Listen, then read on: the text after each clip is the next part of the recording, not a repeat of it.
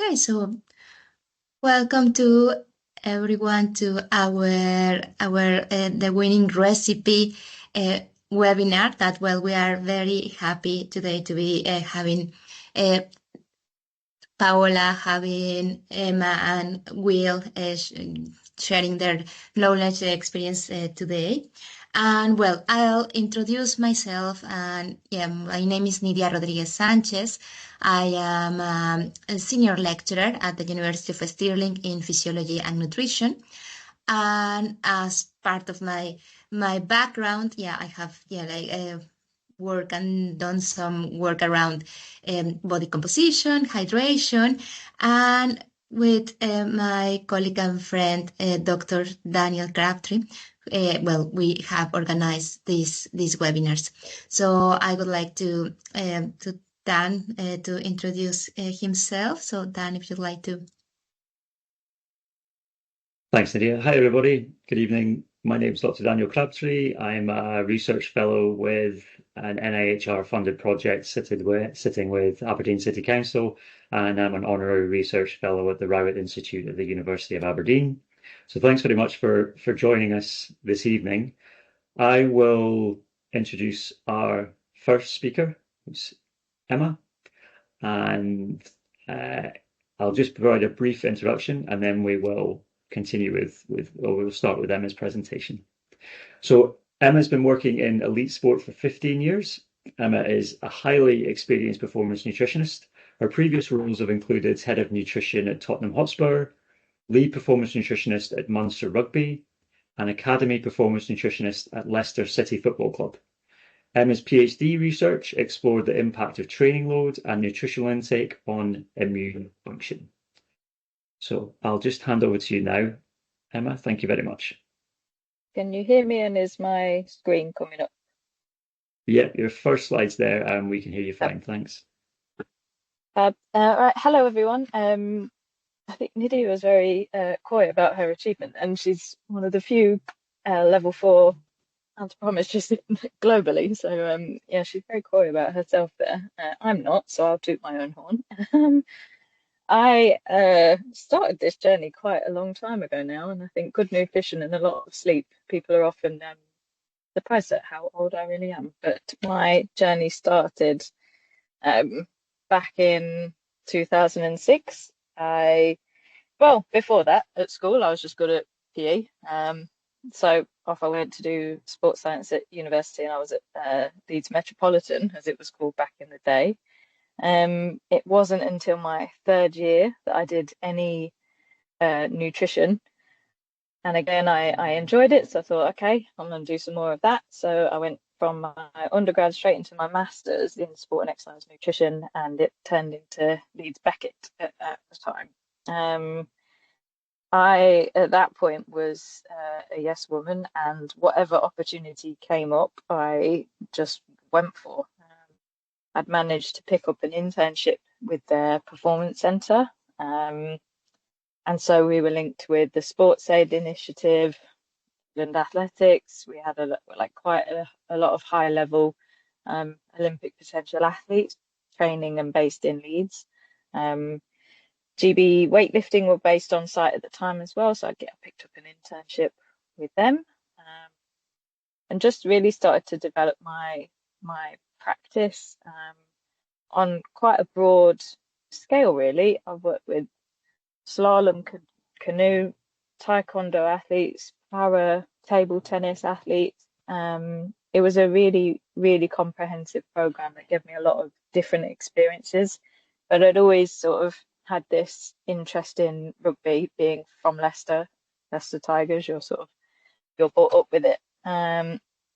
And so I'd started doing a lot of work within rugby settings within Leeds. So the Scottish Exiles programme, again, based in Leeds for different holding camps, working with Leeds Carnegie, Leeds Rhinos, and some of the England sort of pathway players who are now senior international players, and just started sort of picking up lots of different work. And my work sort of gave me a real strong interest initially in like recovery, And so then I was thinking, right, I want to do a PhD, because I think I'm a good student. I want to know more, and I want to figure out answers to problems. So I started looking down the PhD sort of route and pathway, and it sort of took a bit of a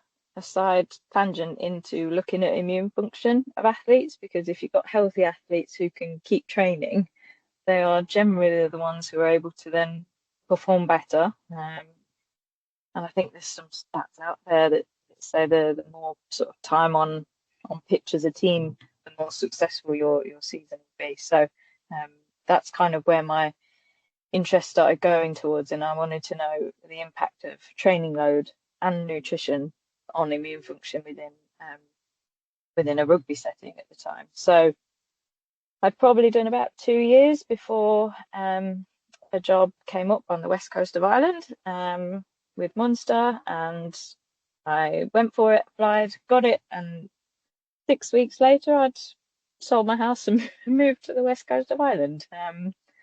And then I was there for five seasons, nearly 5 years. At the time, I'd just about finished my PhD. It took a long time, and I completed my SCNR, Sport and Exercise Nutrition Register. For those not familiar, my practitioner registration. What else did I do at that point? Lots and lots of travel, and it's when the league sort of expanded into competing with South African teams as well. So lots of travel, lots of frequent competition, and it was in top flight European rugby. So it was a really great time. And then I thought I want a break. So I'd handed my notice in. I was going to have a nice long holiday. And then a few jobs came up at the time, and one at Tottenham came up that was a maternity cover. And I thought, okay, I can do a maternity cover. It's only a few months. Then I'll have my break after. And that turned into 3 years later, moving from sort of a first team nutritionist role into heading up a mini department, creating lots of new jobs and opportunities for other people. And when I started, there was sort of a 2.5 number of staff, and then when I was leaving, there was 7 of us in position. So that's kind of where my journey meandered to, and on the way ticking lots of other accreditation requirements as well: first aid training, UK anti-doping, food hygiene and safeguarding, and lots of other. I'm my ISAC. I'm only just about a level 2, so that's kind of my career route. So what I will talk about is the role of a nutritionist in elite football. A nutritionist role isn't just going in and telling someone what to eat or running a workshop on how to make a smoothie.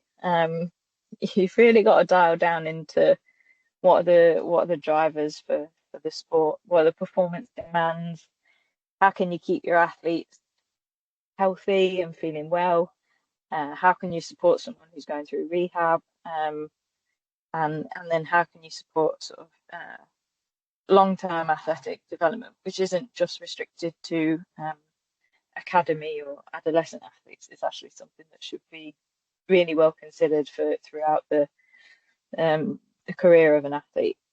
But for me, being really effective in my role is working really closely with a catering service. You're also working with partnerships and branding. You become a bit of a spokesperson for clubs that you might be working for, because nutrition is quite interesting, because everyone eats, so everyone's got an opinion, and no one really ever wants to hear from physio in terms of media, really, unless they want to know the secrets of someone's injury. But on the whole, nutrition is always the sort of the go-to for things that little insights behind the scenes stuff that fans of the sport want to know about. So yeah, you end up having to do a lot of sort of speaking, and for me, they're sort of other parts of the role. Fundamentally, though, I'm a problem solver. and I want to push and be innovative in my practice. So I always come back to what are the demands? How can we support an athlete across all those different areas of rehab, well-being? How then do we practically execute that? You're on the road, like I said, you're traveling here, there, and everywhere. In one of my years with Tottenham, I went to Australia for 48 hours. I didn't really know what day it was, so jet lag wasn't a problem because we touched down and then we flew out again like a day later. So, yeah, lots of travel, which I think people think is the glamorous part, but actually, when you're in Australia for 2 days, and you come all the way home, it's not glamorous. You look horrible when you're just tired. So, for me, a lot of my work also is about sort of dealing with funding and budgets and finances and making sure that we're operating a sustainable service, and how can we do more most of the time for less. In professional football, so it's typically men's first teams, women's first teams, and men's academy. And more, I'm really happy to see a massive expansion in women's academy and women's academy nutrition roles as well. Typically, and this varies massively across professional football, the Premier League in particular. A year or maybe 2 years now, a while ago, I held a conference and I asked everyone to sort of from the Premier League to come along, and they each sort of filled in what their title was, what role they worked in, what their hours were, and we established that clubs had so many different structures. Typically now more and more there's a head of nutrition role who's trying to coordinate the whole service delivery to make sure there's continuity across programs. So are the messages being delivered in the men's academy the same as the men's first team? Not all messages need to be the same across the male and female game, but are we having continuity of messaging? That's generally what a head of nutrition should be doing. There'll be a women's nutritionist, academy nutritionist, and that might be broken down into professional development phase, youth development phase, and then the foundation development phase. Within Tottenham, we actually had 2 further staff members with the men's first team, so the match day nutritionist, and then we're also looking through partnerships to secure a position where he's completing his PhD as part of his sort of working role. But like I say, this varies massively. Still, some clubs might only have one person trying to do everything, and it's a bit of a stretch. But again, there's some great practitioners out there who are doing really good jobs. In terms of nutrition services, how it extends beyond just the nutrition role, you have so many different people to deal with in a catering provision, lots of different chefs that you'll have on staff. And then again, you've got to think about the individual's personal support team. So a lot of the time, there's always a fitness guy. I don't know what the fitness guy necessarily is qualified in. There's always a fitness guy. There's usually some kind of soft tissue therapist, manual therapist, physio type role. A lot more players will have personal private chefs. They might rarely actually have they got some sort of nutrition guru, but it happens. But you've also got agents to deal with, family, sponsors, partners. It's a massive sort of network that you're having to work with just to be able to do your nutritionist job. For me, I've always found it difficult balancing what the books tell me, what the players tell me, and what I see people doing, because the literature might say that you need to have 6 to 10 gram per kilogram of carbohydrate to fuel up for games, closer to the 10. And you see players, what goes on their plate might only equate to sort of 3 or 4 gram per kilogram. They get through the match, they perform well. We've got players who've won World Cups, who've won golden boots and various different types of awards, and they don't necessarily do what the books say they should be. So for me, it's always a bit of a challenge. But in terms of what you've got to think about is how can you influence nutrition? There's a really popular concept of behavioural nutrition, which is the COM-B model. Some of you may or may have not heard of it. In football, it's not really opportunity and availability isn't usually the issue, because there's so much provision, especially in the men's game. But all the other things that can influence them in terms of like their motivation, performance, how they're performing on the pitch, have they been picked, have they been benched, what's the organisation like, is it something where they're thriving or that they feel really stifled or unsupported? There's huge cultural differences. I think in Tottenham at one stage I translated something into like 11 different languages, because you've got such a mixture of backgrounds and sort of what their nutrition provision has been historically. Have they had much exposure before? Got different religious practices to deal with, and just some people like different delivery styles, and how they receive information is very different from one person to the next, and that's always been really apparent in my practice. So it's about getting to know the individual and understanding them as a person, rather than just going in with your preconceived ideas on what someone should do and how they should do it, and not being able to understand why they can't eat 6 to 10 grams per kilogram in the lead up to a match.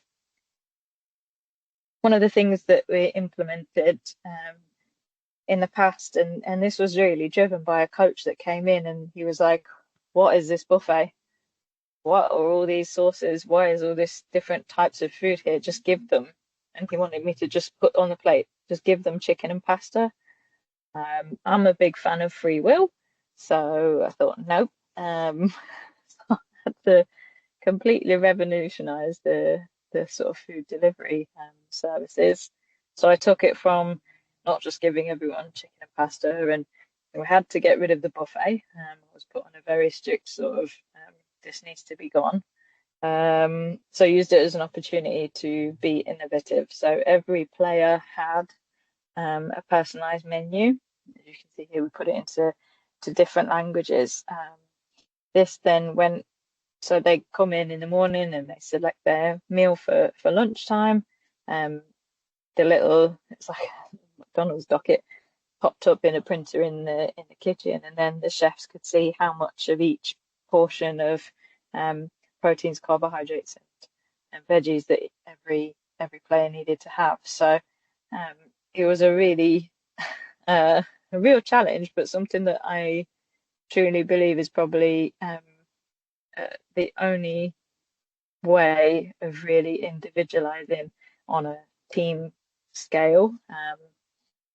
Yeah, it was definitely challenging. I actually think the outcome was probably close to best practices you can get within a team setting. There's lots of stuff that goes on in the background to that. So although the player might just say spaghetti bolognese, I fancy that, all of it's weighed and quantified based on their position of demand. So I had nutrient goals I was working towards. I broke that down into day-to-day variations, and then I'd also broke that down into meal-to-meal distribution of primarily carbohydrate intake, because that's our primary focus in football. On any given day, if a player didn't fancy anything off his very special, very personalised individual menu, if they just didn't fancy it, then we always had to have a different option in mind. So then it was okay, well, if we haven't got all those calculations pre-made, how do we still help guide that individual approach? And so we'd have for every player, we had sort of guide brackets for portions of rice and pasta, depending again whether it was a moderate or higher intake day. So that's kind of just one approach to sort of football nutrition. But It's not the easiest thing to facilitate. It really requires a really good relationship with the chef team in particular, and having a good sort of strategy on how you're going to execute something like this.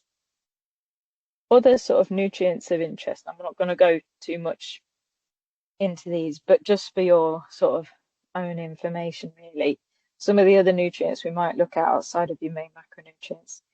Beta-alanine, really effective in terms of acting as a buffer, so that high intensity repeat action. Calcium we consider, especially with our adolescent athletes. Magnesium, there was some work done by Sophie Killer a few years ago with the UK athletics group that really highlighted the sort of low levels of magnesium and the impact that can have in terms of recovery, and then more attention being given from the sort of sleep perspective as well. So magnesium, really key consideration for us, as is iron, not just with female athletes. We found that guys that were putting in huge number of match minutes, their iron was actually high because there was sort of cellular leakage, and that the recovery was really impacted. So again, it's not just female considerations. For me, it's not done well at all in football still. I think there's more research that is needed. Omega-3s, really beneficial for recovery. And in rehab, we rely heavily on them, but actually it's really difficult for us to try and get a decent intake through food alone. So that's where we might consider supplementation. Vitamin D, again, really popular. But it's something that I think is, it's going to do no harm if done in small doses. So if there's people who can't have blood tests to check levels, then it's something that probably is needed all round. But I think they went through a bit of sort of fashion with vitamin D at times. And then my last slide then, curcumin. Again, we would use it heavily from a recovery and a rehab point of view due to its anti-inflammatory actions. Polyphenols for the same thing. Concentrated tart cherries, pomegranate, and also like currants, New Zealand blackcurrant. We would push that quite heavily just from a DOMS and soreness point of view. Collagen and vitamin C, again, collagen, something that got huge attention, and then there was a bit of a downward turn on it in terms of whether it was in favour or not. Now it seems to be coming back into favour again. And then caffeine, probably the most well researched and well studied supplement in sport. We see huge benefits, but also it's a very individualized thing. So it's really important that we practice with that in training, and it's not just on a match day I'll give something a go. From my sort of professional perspective, much more popular in rugby than it is in football, but I think that's probably due to the frequency of games, because in football you might have a game every 3 or 4 days, and so high caffeine intake, the impact on sleep, I think they're just a lot less sort of into it or reliant on it as such. That's where I'll leave it, because I know the other guys have got other aspects to focus on. But if there's any questions that pop up and you type them in while the others are speaking, I'll type some responses in there, I think. Thank you very much, Emma. Thank you for this excellent presentation. Really interesting, and opens up a lot of questions. And that's really, really interesting. Thank you, Emma. No problem. Thank you. And just as Emma mentioned, please, if you have any questions, please type them on the chat. And we'll have the Q&A at the end of Will's session as well. So now I have the pleasure to introduce Dr. Paola Rodriguez. Paola is a sports dietitian and a clinical nutritionist from Venezuela, and her doctoral research focused on nutritional interventions to enhance soccer skills based on a base activity in male academy footballers. Previously, she was based in Scotland, and Paola has lots of experience, and she worked with a Hibernian Football Club, and also she was a researcher at the University of Stirling. And well, thank you very much, Pau. And yeah, the floor is yours.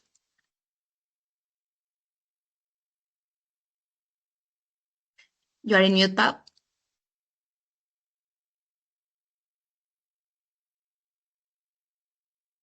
Still muted.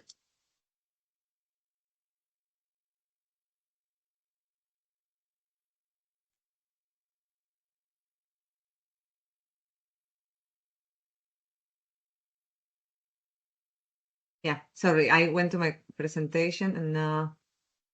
No worries. And let me just go back to that. All right. Yeah, okay. So thank you so much for the introduction, Media. I will speak today about some challenges in football, in professional football. I will focus a little bit on carbohydrates. There is a lot to it, and then we can speak a little bit on your questions at the end, or you can type them as we go along. So yeah, so I am from Venezuela. I came to the UK around 10 years ago, but I, without saying the age, I think I graduated as a dietitian like, I don't know, I think 19 years ago, and I worked for a long time in my country in more the clinical setting, with adults and also with children for a while. And then always had like sports nutrition on the side, and trying to work with athletes in my free time from the hospitals, and always had like a passion for team sports, especially football. And I work in a few teams in my country. At that time, it was basically me begging them to work with them. So yeah, so then when I came to the UK, I did my master at Stirling, then it converted into a PhD, and while doing that, I had the opportunity to start going to HIPS one time per week. Then it became two, and then I did my PhD within my work at HIPS, so I spent there 6 years. And then I moved to Brighton in 2021. And since then I have been working as the lead performance nutritionist at Brighton, leading the club nutrition, but I'm very focused on the first team players, and we have another nutritionist. And when I started, we had another nutritionist within the academy and the women's. I supported him with the women's, and he did the academy. And then, now it has improved. As Emma say, we're always stretched thin. So many things to do, and sometimes it's only one person doing everything. And yeah, I think there's been some progression because we have now a nutritionist for the women's side and another one for the academy, and then myself. So, the first thing that I wanted to say is that, if you are interested in football nutrition and want to see a little bit of everything, I recommend to go to the group statement, the UEFA group statement on nutrition elite football. There is a little bit of everything in there, from match day nutrition to rehab to nutrition for referees. So I would highly recommend to give that a read if you're interested to have a general knowledge of the situation about nutrition and football, and it's very updated. So I wanted to talk a little bit about certain things. So I think now players recognize the nutritionists a bit more, and coaches as well, and support team around the football club, and many clubs, not all, in the Premier League have a a program, a nutrition program that supports well-being, performance, and also like health of the athletes. It's really important, and one of the things that we always try, because we like numbers, and as a dietitian, of course, I used to calculate like every gram of things that a patient needs to be eating, and in general, we'll really focus on meeting these energy demands and knowing more about the sport to know how to fuel it. So I think in order to accomplish all those goals that we have as nutritionists in a team, we try to meet them, right? So we have, it's been studied that players need, or players are consuming around 3,000, 3,500 kilocalories per day. Usually the range of consumption of protein goes from 1.6 to 2.2 grams per kilograms of body mass.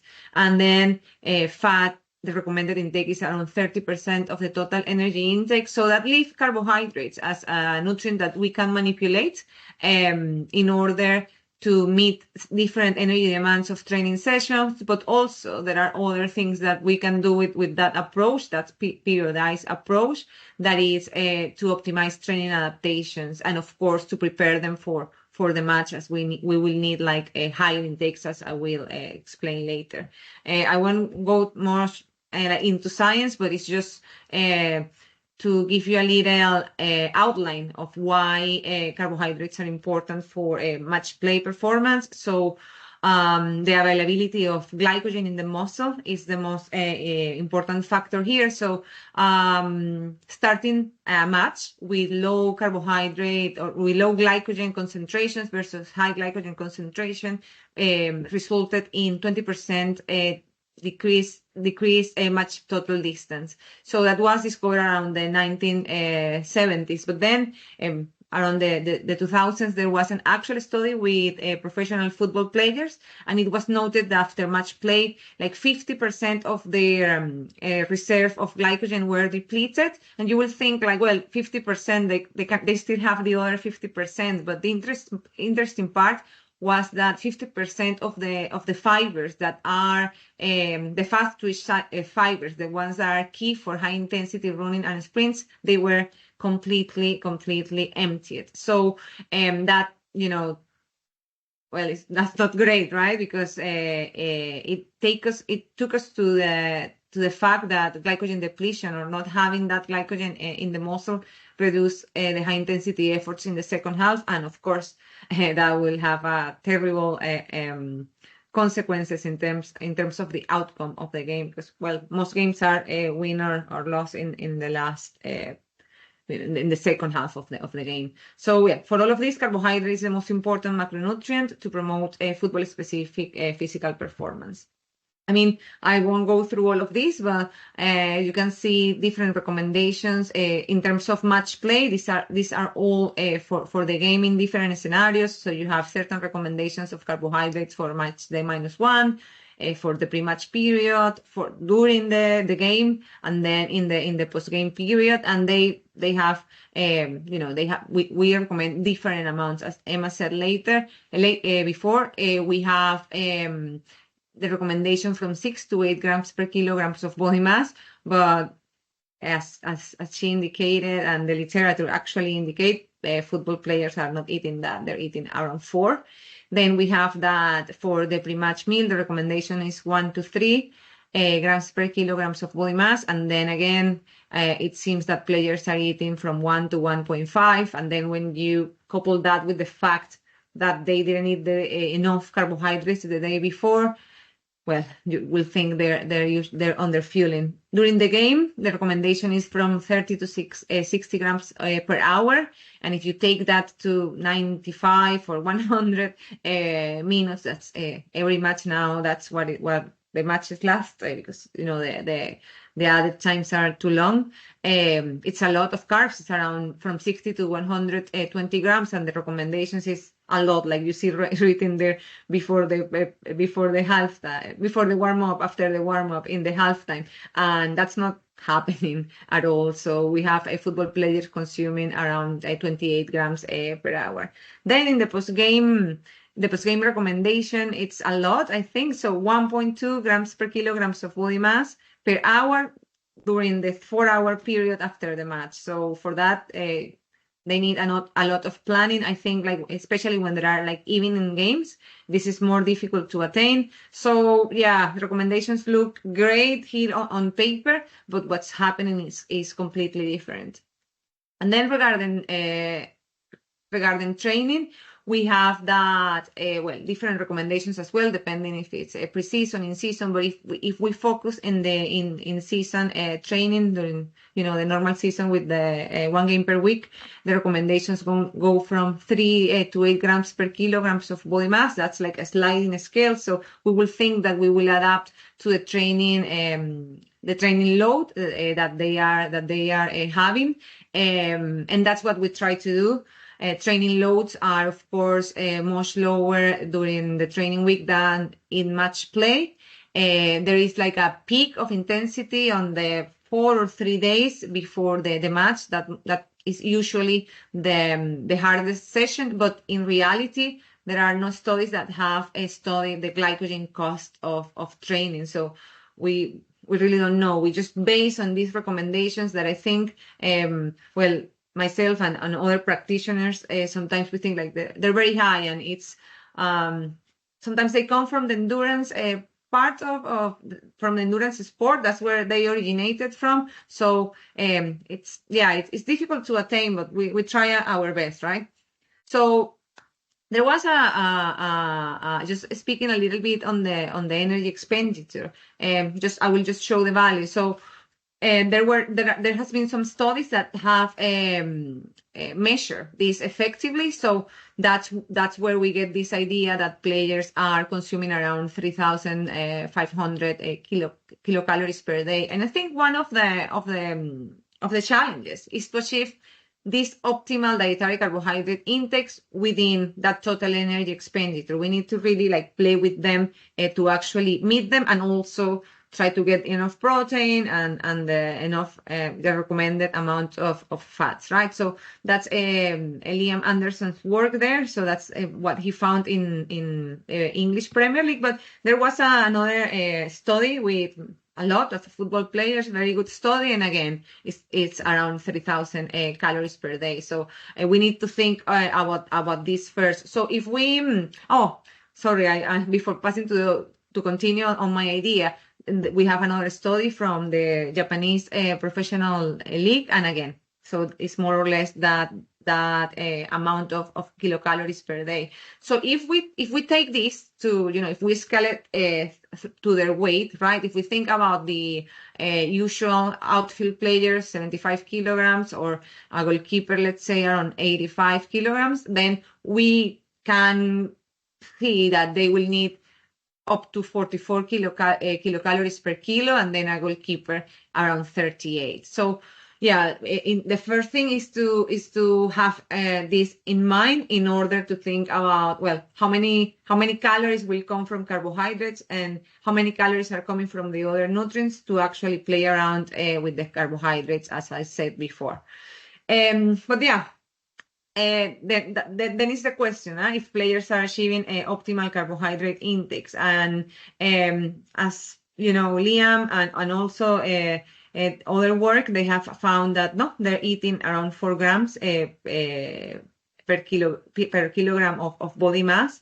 And the thing is, and what we find is that they don't lose weight. So we're thinking, what's happening? They're meeting this energy intake, but they're eating less calories that they need. So sometimes what happens is that they're not eating enough of the right thing, right? So if you see in that study from Liam, the one in the right here, protein was up to 2.5 grams per kilograms of body mass.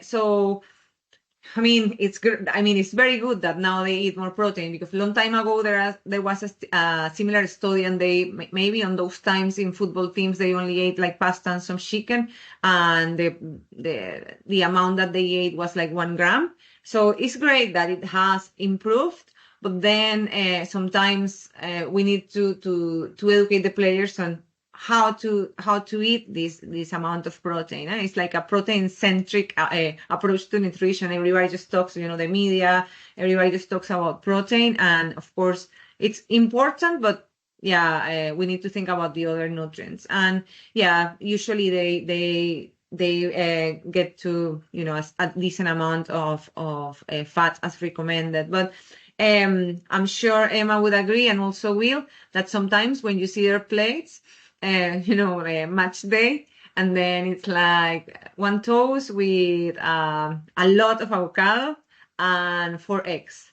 So you're thinking, well, today's not the day for that. So those are the real challenges. And I would say something like in terms of these carbohydrate recommendations, when you give carbohydrate recommendations to an endurance athlete, like a cyclist, a marathon runner, they will feel the impact of that recommendation right away. They will feel better in their marathon or in the race, in their training. But if we're speaking about these guys who are like millionaires, where the sport is like more about skill, and that, as Emma said, like they have won, Ballons d'Or or win like World Cups. Do they really see the importance? So that's a lot of work on the background, and it's not just knowing about numbers. So in terms of this periodization, we think that periodizing carbohydrates is very relevant to professional football players, especially the outfield players. We can speak about goalkeepers maybe in the questions, but the idea and the most important thing is to super compensate, or like get those glycogen stores in the muscle and in the liver full, so they are ready for match play. But as I said, to enhance the training response and achieve that energy balance throughout the week. So so it's been said in the literature that the recommended intake is around, well, some have said even more, 8 to 10 grams per kilograms, but let's keep it around 8 grams per kilograms of body weight per day, and making the point that they will need much lower intakes throughout the week in order to achieve energy balance. So sometimes, sometimes I find myself in a dilemma, because, okay, I'm telling you to eat more carbohydrates before the game, and then we make a lot of recipes full of carbs, and for example, we'll make these amazing pancakes, but then they want to eat that every day, right? So maybe in days that they don't need it, they want to eat 2 or 3 pancakes. So it's really important to educate accordingly and explaining them the why, right? Some players will engage, some maybe not, but I think that's where our work comes in. So I was speaking about training loads, and this is an interesting study that was done in the Premier League. So they quantified the training load during 1, 2, and 3 game week schedules, right? So they, as you would expect, the total distance and the time spent in high speed zones was higher as they had more games, right? But what is interesting is that most of that load was on match play, and the actual training load was around 3-5 kilometers per day, which is not a lot. So we need to keep that into consideration. Then there's been good work in goalkeepers. So this population, they might run a little bit more, they run more on match play. The high speed distance is more or less the same, but then during training is where they have more explosive actions, like dive, all the explosive efforts and the changes of direction. So really important to keep this in mind in order to periodize these carbohydrates a bit different. I have spoken a little bit about this importance of the periodization of carbohydrates, not only for attaining that energy balance and for preparing for match play, but also for these like adaptations to exercise. So apart from those goals, I don't know if you have heard about this, probably you have, but there is plenty of research in endurance athletes that state that starting or recovering from exercise with a low carbohydrate availability will enhance training adaptations. And this work has extended to high intensity intermittent exercise. So we would think that football players will also benefit from that. So not only on the other two factors, but on the actual adaptations to exercise. And this is when you can catch their attention. About this periodization, when you explain that it might improve their performance. So from all this research from Liverpool John Moores, the phrase fuel for the work required emerged as a practical framework to adjust carbohydrate intake day by day, but not only day by day, but meal by meal. What is really, it's really interesting to think about. So if you ask me, or any of my colleagues, how you would periodize dietary carbohydrate across the week, then you have seen the recommendations that we spoke about. So you will probably go lower to 4 grams per kilograms of body mass most of the training days. Go to 6 the day of the higher training load, and the day before the game, the day of the game, and the day after the game, you go with the 8 grams per kilograms of body mass. And if you try to look at that 75 kilo player and try to convert that to calories, then you will think that they will attain energy balance, still having 1.6 grams per kilograms of body mass for protein, which is a very good consumption, and meeting the energy requirements for dietary fat. But what if you have 2 games per week, right? So in this one, in the first example that I have there, if you go with 8 grams per 8 grams per kilo of carbohydrate, 8 grams of carbohydrate per kilo of body mass, then you see that they will, and we give them the recommended amount of protein, then the fat intake will be around 16 if we try to just adjust to those 3,500 calories. So I think it will be more intelligent to go maybe around 6 grams per kilograms of body mass on the days that they are training, and go to the days. Sorry, we're talking about two games per week, right? So let's think the game is on Tuesday and on Saturday. So you go 6 and 6 on the day before and the day after, and stay in 8 the day of the game, and then try to go a bit lower on the day that maybe they'll be recovering, or do just like a very light training session, and then go again 6 and 6 on match day -1 and match day +1, and then go 8 on the match day. So that will allow us to actually meet the fat intake and keep the adequate protein intake by staying in the same energy budget, right?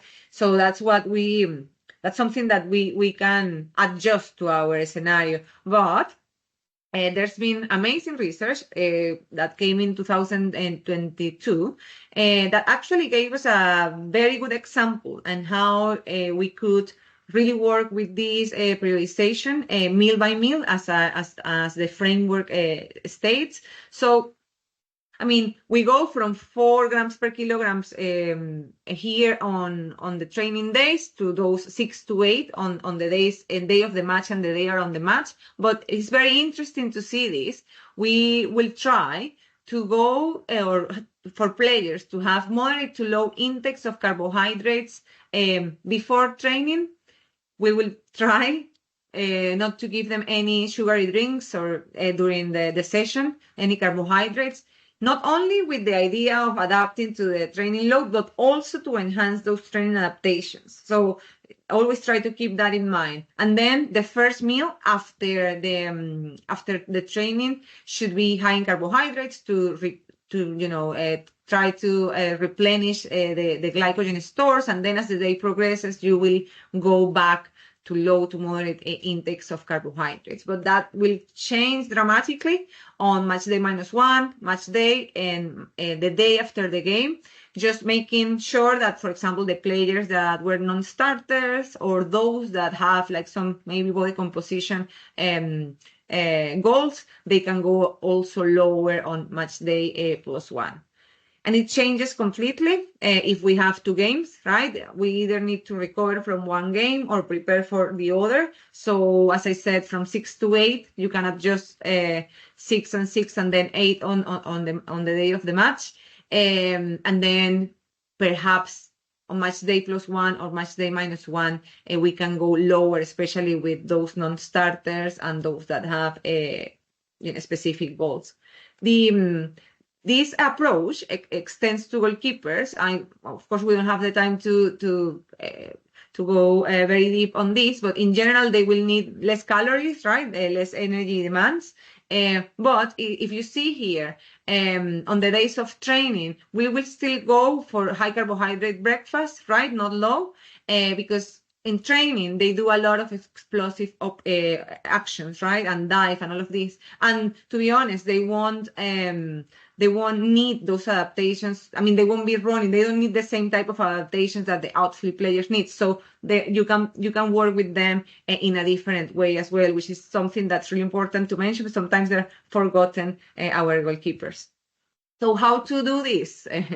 That's the question, right? So I think the first thing is, though, all those models that you saw there, we need to adapt them to the training philosophy of the manager, and then to the structure of the club. Managers will have different types of training. So in the club at Brighton, probably the training sessions have been very different with one manager or the other. So that's the most important thing to take attention to pay attention to. But I think to assess and monitor is really important. So we haven't had the opportunity, but I know, or the real good practice will be to assess this dietary intake, maybe in a group of players, really quantify how much they're eating on match day -1, what meal is the meal that is most affected, and then work on the strategies to improve that. Maybe, they're not eating enough at the snacks, then we'll offer more snacks, or, we try to adjust that in there. So I think that will be really important. Then the nutritionist and the performance chef, they need to know about the microcycle. They need to know about the training demands, and that's not always the case. It will be amazing if, like, will receive a periodization of the training for the next 4 weeks, but that doesn't happen commonly. So we need to work on this integration of the nutritionist and the performance chef in this communication line. Of course, the nutritionist and the chef, they need to work together. I think we need to educate a performance chef on carbohydrate periodization, because, as I said, like, the problem is that they're not eating enough for the match. And then, okay, so we'll do a lot of carbohydrates. And then, oh no, don't make a lot of carbohydrates because they need to adapt. So we need to be, like, very clear. I read recently that the performance nutritionist was like the architect of evidence-based strategies, and the chef was like the builder of the plate. So I thought that, like, it's really pertinent, and it is how it works. Then to structure the meal options, for example, like being innovative, how Emma took the opportunity from what this manager brought to the club as a way to actually individualize carbohydrates. It's just brilliant, because you can really control the amount of carbohydrates they're getting. So that's one thing. Then in other settings, you can think about, color coding, or do color labeling of the plate, so they know when it's carbohydrates, when it's fat, and of course work in offering, the food offering to be different depending on what day of the week we're at. To educate players and staff on this, of course, super important. I think the use of technology will help us more to attain this. There are apps like we can talk about Teamworks, or we can talk about Hexes that could be of help if players start using them, and we teach them how to use them. They might become more invested on this periodization. Of course, to individualize and adapt. Some players might want to weight their food and, have very detail oriented, but some others might need a more subjective approach. And we always need to evaluate and refine our strategies. So, I mean, as, for example, like as a subjective way to do it, have we done it at the club? We can, in this case, what we have trying to do is not only to speak about the periodization here, but also speak about the other nutrients. So it's not like many messages. And yeah, so players will know about these plates. It's very subjective, but at least it gives them an idea. And then we'll try, to show them on the screens, and we try to send them, or I try to send them on their WhatsApp, like how they should be eating this breakfast and this lunch or that dinner or whatever, depending on the demands, and personalize that. Also, yeah, for example, like these are different examples with one or the other player, and yeah, so you just periodize depending on the player you're working with. And well, that's all. Thank you. Thank you very much, Pau. Thank you very much for this very nice presentation. And yeah, I'm sure will be lots of questions about what you shared to us. Thank you so much. And yeah, just a quick housekeeping message. So if we can keep the questions, yeah, just after Will's talk, please. Just if you can type them on the chat, just because we're getting the notifications and that might be distracting for our speakers. And well, now I'm very happy I'm very excited to also present Will Carvalho. So I hope I'm pronouncing it right, Will. Correct me if not, please. And well, he's that perfect. Well, thank you very much.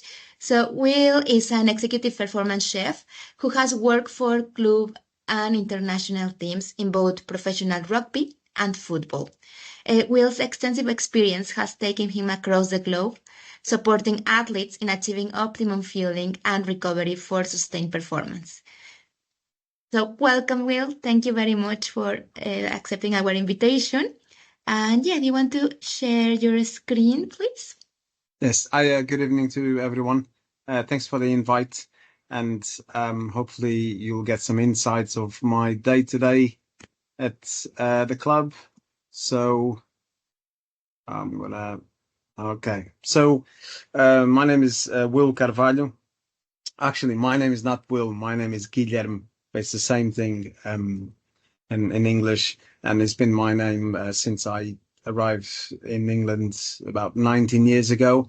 I've been a chef since 98, so done different roles, work in different continents, and in 2011 I started to work with the Brazilian FA, starting for the build up to the London 2012 Olympics, and then stay with them.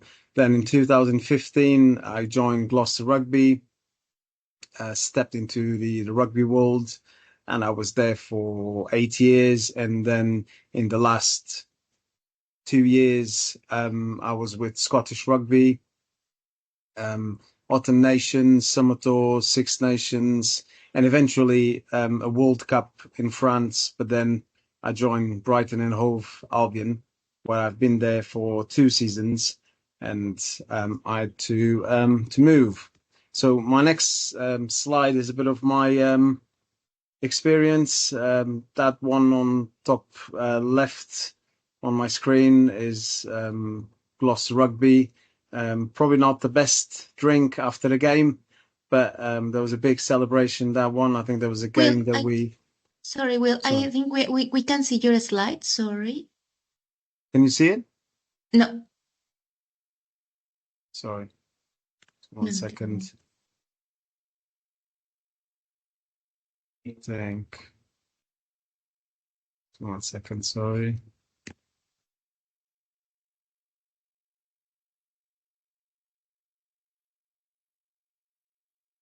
That one? Yeah. Is it good now? I think. Yes, I can see your presenter view. Yeah. Now, perfect. So, that's excellent. Thank you. Thanks, Will. Basically, I'll be very quick on this one. So my introduction will be planning, prepping, and providing. I spoke about me a little bit already, where I've been in the sports industry, a mix of football, rugby as well. The The next one is what I was showing, some of pictures of what I done.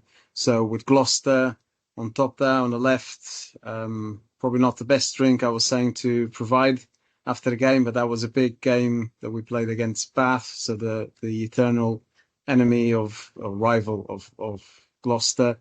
Then on the right, with Brazil, I think that was a World Cup in France. With the women's national team, then Brighton on the bottom, and then Scotland, and that was the Calcutta Cup 2023, I think. So that was my 4 sports experience so far. So my next slide will be about planning menus and working closely with the performance nutritionist. So I worked with Paola at Brighton, and working together shoulder to shoulder, it develops a strong program with the athletes, but also with us. So I know what Paola wants to deliver. She knows what I can deliver, and we work close together. We have the same ideas. We work close. We always say that we don't have an official meeting, but we meet up pretty much every day, all the time.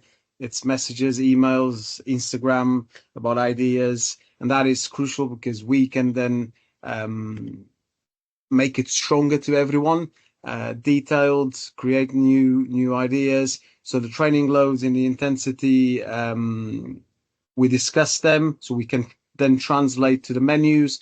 This week is a good example. We played Saturday, and it was a long game with extra time and penalties. Then we had a game on Wednesday, so yesterday. Then we go again, we travel tomorrow to a game on Saturday. So we plan the menus in a different way, recovery, build up, and that is good. So I'm a big fan of different stations where we can create different recipes and ideas for the players, but also with the taste buds.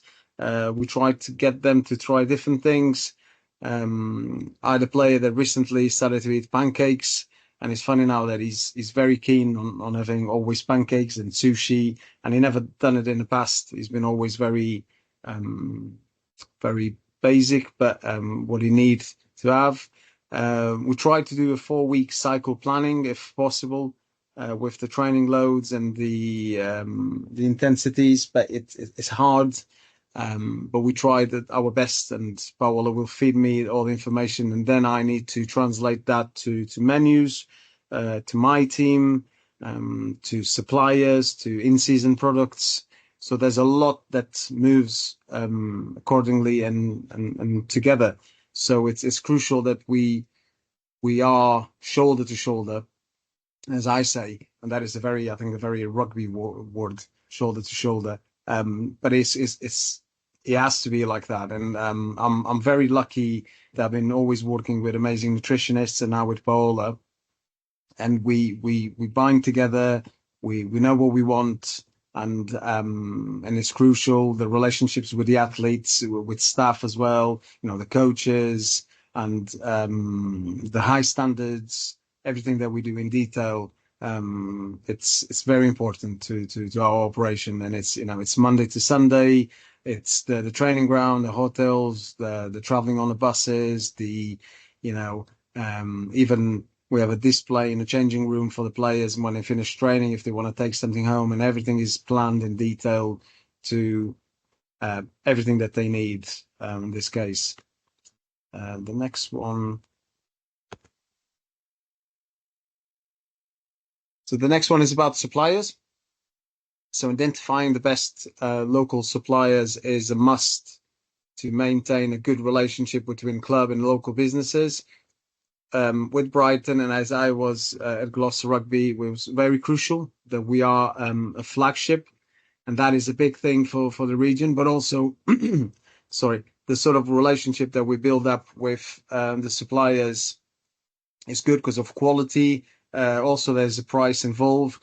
But for me, the main thing at this point is the quality and having the best products that we can give back to the athletes, and also educates them if they need to get some of the products, we can get the suppliers to supply them. So there's a chain of events that can be easily achieved by having the same suppliers, and it's from the meat, the fish, the veg, the fruits, And it's good because you get to know the players, and they will ask things. Where can we get this? What can we do? Especially new players as well, coming from different countries, from different continents. They will ask for information like that. So I always go and meet the suppliers at that depot. I will never have a supplier supplying items to us without me checking their facilities, how they do it. So I know pretty much everything. I'm a strong believer of one supplier for each sort of product, because I want that relationship to be of a strong trust. And they know that. I'm very open to them, and I say I have one supplier. Obviously, it's a fine line of having always the best products. If there is an issue, we identify and we remove that supplier, but it doesn't happen like that because I think it builds up a strong connection. And sometimes with the changes of schedules, we might have, we come back from traveling and we need something the next day we were not expecting to be in. Our suppliers are very flexible, and that is good. Creating direct channels of chats. WhatsApp is a good way to do it these days.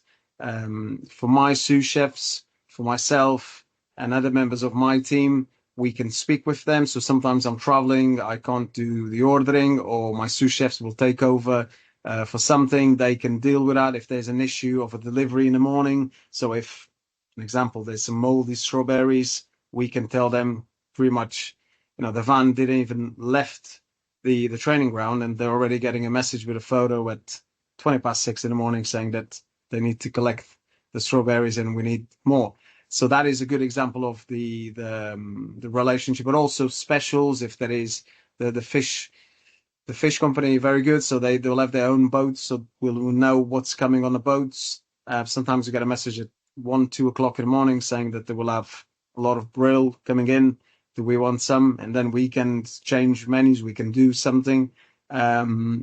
High standards, so everything is checked, everything is to the detailed, and everyone works in that way. So I'm very stubborn with high standards, high quality, high detail, and we have a lot of procedures in place to check that. The moment that it comes out of the van, that it goes into a trolley, that goes into the delivery area, that goes into the fridge, everything is checked to the normal EHO standards, but also we checked again and make sure, if we have to go and check the weights of the fish to make sure that that is the amount that we ordered. Because if we calculate that we want to achieve, let's say 160, 170 grams per portion, and the fish is between 120, 140, 150, that will be a difference, because then the athlete, when gets it on a plate, will have a difference. So we need to be very, very detailed with that. Hotels on the road. So kitchens are normally a hostile place, and it's not all of them. The kitchens are very, there's a leader, there's a team, and they're very proud of what they do. So I'm very, very diplomatic on my approach with all the hotels and their head chefs, and it's all about to know what they can do the best. So our menus, when we travel, they change. There's always a themed menu. So an example, tomorrow we'll have a Greek menu, and our menus this week at the training ground, there's nothing Greek. So we try to change that as well. And we'll have then the basic staple foods on the road as well, just to make sure that the athletes that don't want something a bit different, they can have their own sort of routines and traditions. And then is speaking with the chefs, knowing what they can do. Sometimes you get the odds of like, this is too much on the menu. Why are you having all of this? And, it's getting away, but sometimes you still get the old, I think that athletes, they only eat grilled chicken and boiled broccoli and boiled pasta. And that is different. So we, educate them as well. We're lucky that in England, in the UK, we pretty much travel to the same hotel. So we know their strengths. We know where we can go and sometimes choose them. So it's quite good. So we know what to expect. Some of them is, that we have a few hotels, I'll probably say 3 or 4. They are probably an extension of my kitchen. So I trust them. We go there, and it's easier to do that. There's a bit of a lucky guess, but it's part of the job, part of the path. Sometimes we need to travel with menu items. The white sauce, our white sauce has a bit of a secret. I'm not going to share it. Paola will not let me do that, but we have a bit of a secret with our white sauce, so we travel with that. The bolognese, the pestos, and this is to a lot of the athletes. They have a preferred taste of food, and because they do it quite often at the training ground, if we change or we say something different to the hotels or they do their own, it might be a difference, and they might not finish the plate or they might not eat the plate. So to avoid any issues, I always travel with enough items to cover the. So tomorrow will be dinner and the pre-match meal, and there will be enough to make sure that we are covered on that side. So I went to number 3 instead of number 2. I just realized that. So working together abroad is important to understand the current weather seasons and also what type of food products they can get. Normally 2 weeks prior to our arrival, I start to speak with the chefs to know what's going on there. So the pre-season tour as well. So when we went to Japan, Paola done an amazing work with the players, and he started at the training ground with probiotics products to promote gut health, and that pre-season tour is also a good example. But also when we started to do the work with Japan this summer, we realized that one of the seasons or that there were not with a lot of products was berries, and the price was really high. And we get in quotes really, really expensive. And then we realize that is all to do with the seasons. And Japan was a good example that they're very proud of what they produce in that specific month or 2 months, and there will be that product.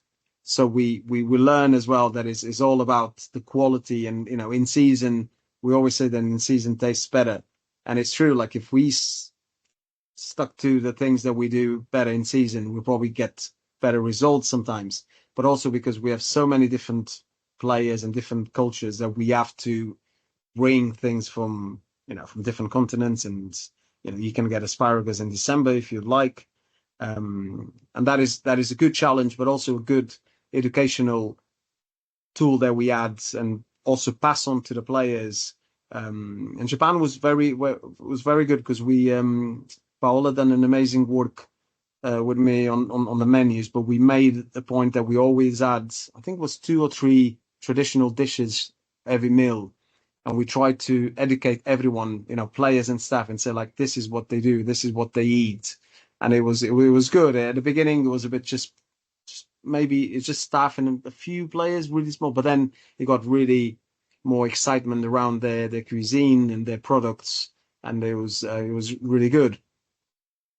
In Argentina in 22 with Scotland Rugby, we struggled to get some products, and I remember we went to an area called Salta, and we couldn't really get fish, and it was really, and we were there for 2 weeks because we were in the back of a game, and then we had a game, and then we had another week there until the last test, and to travel to another place, and it was really adapting to. I remember the fish was coming from Buenos Aires in a freezer lorry, something like that, and it only had 2 types or even 1 type, I think, and we struggled with that, and we had to start to use the local fish that they had in the rivers, and it was a bit of a mix between, I don't want to say carp, but it was carp and like trout, and the flavor was different, but then slowly we got the players to eat a little bit. But that was one of the challenges. And then sometimes I say that I rather get the information from the hotels, what they can provide to us, their best products, and say, right, what's your best products? What can you do best? And then try to adapt our menus to them as well. And that is where, you adapt to them, and you give a bit of the hand, they give the hand, and you work together. Because sometimes going in and say, right, we only want this and this and this, sometimes it doesn't connect. And then we go to the 101 food emergency call. So basically, this is like the most important moment of the week. Obviously, all the other days are important, But this can change with 2 or 3 games in the same week. So this week is a good example because we go from back to back of games, long games, evening game, makes an impact on the players, makes an impact of what they consume as well. So match day -1, a little bit on what's going on the back of what Paola was saying. So we build up with menus showing options to all types of tastes, adding snacks on the bus if traveling. Tomorrow is a good example. It's a short travel, but we will have some options on the bus, and tailoring the menus at the hotel with special theme to create more willing to eat more carbs. And this is a bit of a game that we try to do is hiding carbs and energy and all sort of foods we can do from breakfast. So tomorrow will be a big thing on breakfast, on lunch, and trying to push the players and knowing, some players are fine. They go and they get what they need. Others, we need to, remind them, push a little bit, we need to do this. Then we go to match day. So make same meals like breakfast compulsory. That was a change that was done at Brighton, but also to get the players to, because obviously nerves come into play. Some players have traditions, but it's very important that we are on top of it. And there's trying to find a way, even if it's getting the players down and trying to push them to have the live stations, what they want, and just reinforce that. The post-match 4-hour window is crucial, where shakes can be offered straight away to the players. The menus, like in this case on the bus, must reflect the correct options for the refuel to be done correctly. Different post-match for players that played 90 minutes and players that played, as an example, 25 minutes. So on the buses, we'll have 4 hot options, sometimes 5. We'll have a dessert, and then we'll have different things they can have as well, from the banana bread that we do, the homemade Rice Krispies squares that we do. And this is we always have a beef option, chicken, fish. We try to mix it up. So it depends as well on the travel. So sometimes the journeys are very short from the stadium to the airport. So we need to be aware of it. If it's a longer journey, we can do different things. Homemade pizzas, the wrap station. The menu's always changing. Obviously, the players sometimes they want some of the specials back on the menu, especially the desserts. But we try to adapt to it, and it's making it fun as well, and enjoyable. At the end of the day, food for athletes must be enjoyable inside that sort of rules that they need. Match day +1, so training sessions can be different, but the periodization can be different as well. So some of the players will be in recovery, but others will need gaining timing, so they might train at 100% if required. Today was a good example. We had some players training full on, but also we have players on recovery, so we have to balance it up, our options to make sure that that reflects that. Also push the players to be very hard on recovery, and food also has a massive play on that.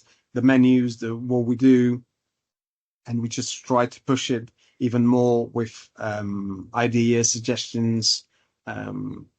Today was a good example. A lot of carbs went in. There was a big push for that from breakfast, actually, and it's good. It's good. The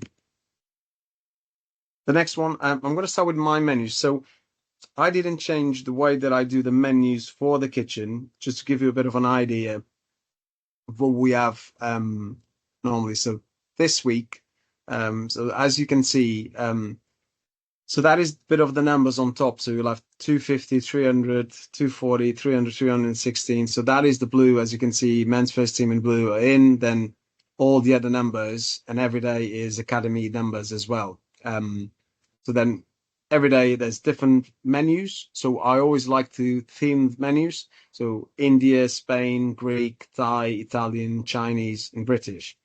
And that is because I like always to have something more complicated and something more simple.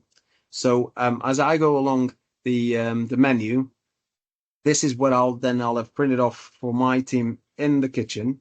And obviously all the numbers there, as you can see, there's a lot of planning that goes into it. So the 250s are the men's first team, the 21s, the staff on both sides. So there's a different, so everyone comes up with the schedules, then I translate into numbers, and then I put it up for my team. So you can see there's the Fish Academy that goes for the first team as well. There's the Academy and the men's first team. Then we go to the staple foods. Basically, staple foods are in the Academy side because of the younger ages. We try to have more plain food on their station. So we have a staff's station and a player's station. And we'll keep that like that. So it's easier. They might not want something more elaborate because of their taste buds. So they can have still the same intake of protein, of carbs, of veg as well, and more plain.